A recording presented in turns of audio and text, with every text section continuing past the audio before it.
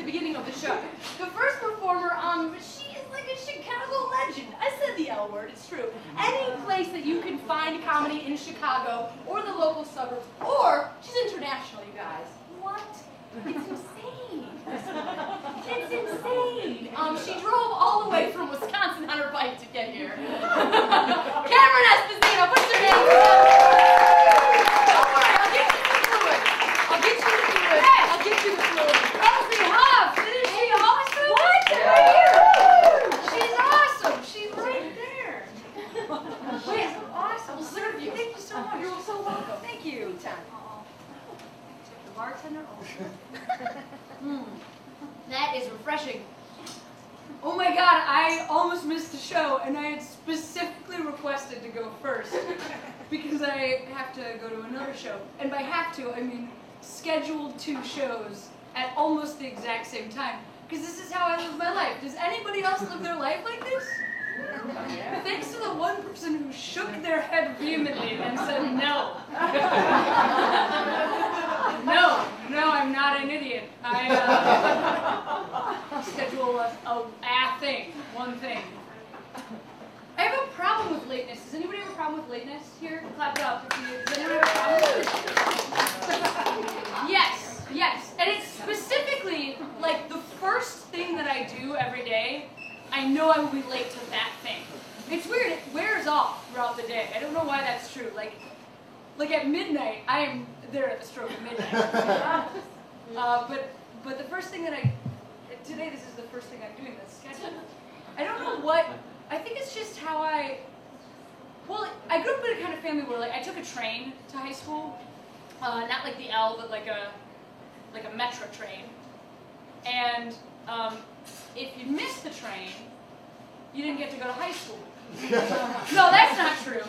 Your dad, my dad, would drive 3 stops down, taking a back curvy detour through like a residential area, around the lake, through a parking lot, and then the conductor knew me. And not only me, but everybody else in the Esposito family, because all of my sisters also behave this way. We would get on at like Glen Ellen or something. Like your parents should just not send you to high school.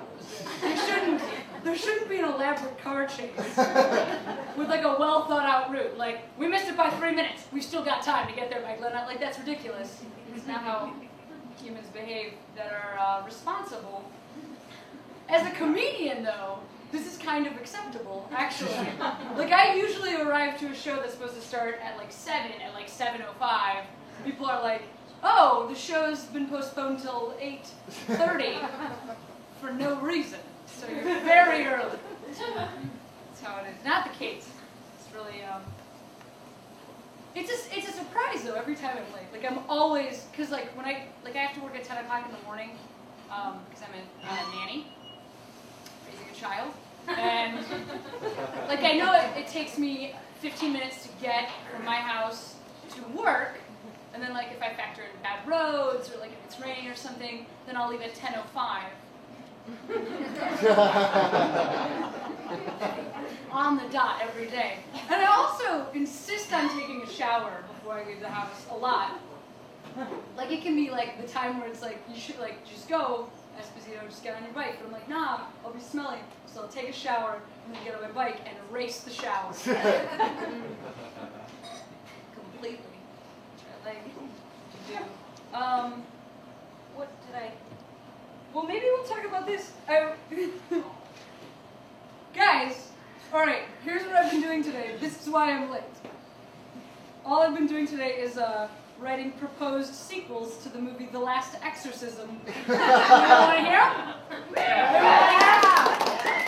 You guys know that they're coming out with this movie. I can't even watch the preview, because I can't watch scary things, but that's the name of the movie, is The Last Exorcism. And it was, like, there were a bunch of posters plastered near my house. So, this is what so The Last Exorcism, the sequels, proposed sequels. But honey, they offered medical and dental! That one's a little bit of a social commentary on why you would return to work. her head was on backwards, what would you have done? That's a wordy title, but I think it gets the point across. Okay, this is the setup. The plot of this movie is going to be about like a rapscallion spirit who invades the body of a human, who then pulls pranks on the Pope. You know, our current Pope. So that movie would be called A Demon Eggs Benedict. And that's hilarious, as you know. So this is like a little bit more from a feminist perspective. It'll be like, so after the last exorcism, after the sequel to that will be female priests.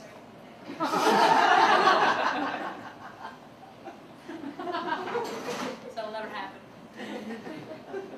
I like this one a lot. Oh, for Christ's sake!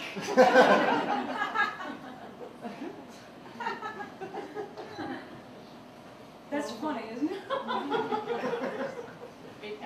Am I Catholic? I was raised Catholic. However, since there is no God, no. Were you raised Catholic? Oh, yeah. Yeah. Yep. So it's all the same. And this is the last one, but I think it might be my best. It's going to be by Elizabeth Gilbert.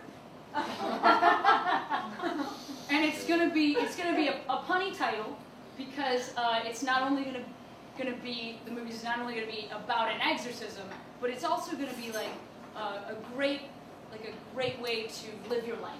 It's a message for how to live your life, and it's gonna be called Eat Right and Exercise. But of course, right is spelled W-R-I-T-E, and there's a lot of comments.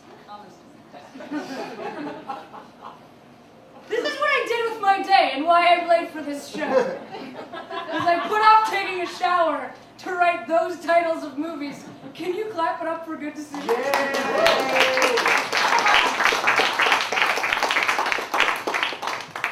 And you have such an awesome show ahead of you. I love doing the Kates. I love Kelsey. I'll leave you guys with this. Not only have I been making a lot of good decisions lately, are you guys talking about movies that will be the sequel to The Last Exorcism? A little bit, no. No, personal stuff. We're not listening to you. You know what I did the other day? I fell off my bike and I skinned my knee. Which further, thank you, yeah, it is kind of disgusting. Which further proves my theory that I'm a 12-year-old boy trapped in a 28-year-old woman's body. And it happened right in front of a theater that I was going to see a play at. And this girl that I'm seeing is in the play. So I got like comp tickets to the play, and I showed up to the theater and completely wiped out on my bike. And then had to enter the theater, pick up comp tickets, and pretend that I was sitting with people that hadn't seen me fall on my face for 2 hours. And this is not the only time recently that it's been proven to me that I'm a 12-year-old boy. I took that same lady on a date. We went to go see the movie Iron Man 2. Has anybody seen it? You don't really need to know anything about the movie except that the guy gets the girl. Sorry, spoiler alert. It's not one of those superhero movies where he ends up dying alone. It's a rarer breed where he gets the girl. And at the end of the movie, like the Iron Man kisses Gwyneth Paltrow. And this is when it was proven to me the last time that I was a 12-year-old boy. Because the theater was totally silent. It was this really romantic moment. And I don't even know where this came from. It was like somewhere very deep inside of me. But as complete dead silence in the theater, and he's still wearing his like Iron Man metallic suit. This was my contribution to the movie. I loudly said in front of a woman that I had taken on a date. Kiss. Kiss is happening on screen. Dink!